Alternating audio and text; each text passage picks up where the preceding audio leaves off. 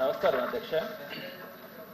ఈరోజు ప్రభుత్వ ఉన్నత పాఠశాలల పనివేళలను ప్రస్తుతం నిర్వహిస్తున్న ఉదయం 9 గంటల నుండి సాయంత్రం 4 గంటల వరకు బదులుగా కొత్త ప్రభుత్వం వచ్చిన వెంటనే ఉదయం 9 గంటల నుంచి సాయంత్రం 5 గంటల వరకు పెంచుతూ నిర్ణయించి ఉత్తర్వులు కూడా ఇవ్వడం జరిగింది అధ్యక్ష.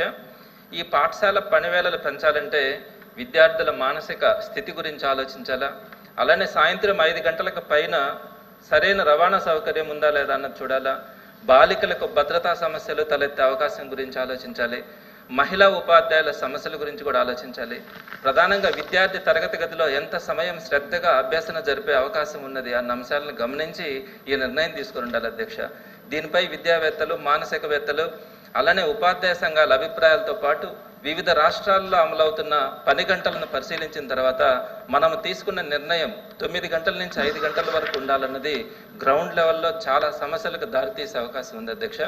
కావున ప్రస్తుతం అమలవుతున్న పాఠశాలల పనివేళలను మార్చకుండా యథాతథంగా ఉదయం 9 గంటల నుంచి 4 గంటల వరకు మాత్రమే అమలు చేయాలని మీ ద్వారా ప్రభుత్వాన్ని కోరుతున్నాను అధ్యక్ష. వీటన్నిటికంటే ముందుగా మేనిఫెస్టోలో తెలియజేసిన ప్రకారం ప్రభుత్వం నుంచి కనీసం 25% ఐఆర్ను, పిఎఫ్, ఏపీజీఎల్ఐ, సరెండర్ లీవ్ బకాయిలను, డిఏ అరియర్స్, పిఆర్సీ అరియర్స్ను వెంటనే విడుదల చేసి ప్రభుత్వ ఉద్యోగులకు న్యాయం చేయాలని ప్రభుత్వాన్ని మీ ద్వారా కోరుతున్నాను అధ్యక్ష.